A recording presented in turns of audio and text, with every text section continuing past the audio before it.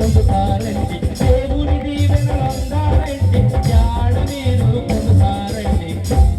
ఆదివారం నాడే బట్టలు ఉతుకునే డ్యూటీ పెట్టుకొని, ఆదివారం నాడే భర్త మీద కూడా పెట్టుకొని మాంసం కూర తెమ్మని 12 గంటల దాకా మాంసం కూర ఉండి పీగల్లాగా తినేసి బావు అని తేపుకుంటూ ప్రార్థన చివరిలో వస్తే ఎలా వస్తుంది ఆశీర్వాదం?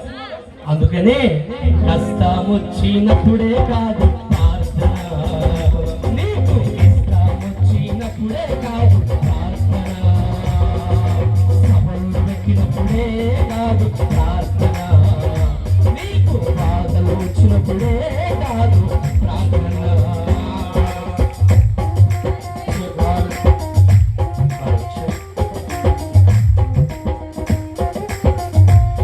వాహనాలు వెనక తీయాలి, అక్కడ భోజనాలు సిద్ధపరుస్తున్నారు.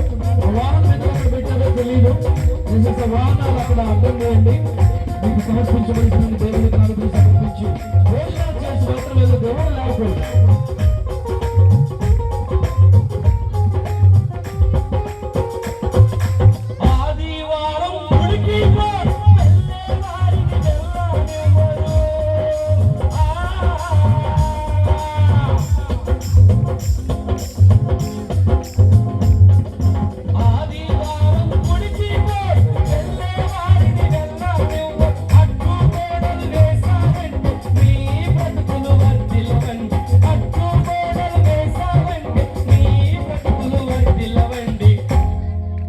ఆదివారం నాడు నువ్వు మందిరానికి వెళ్ళవు, వెళ్ళేవారిని వెళ్ళనివ్వు.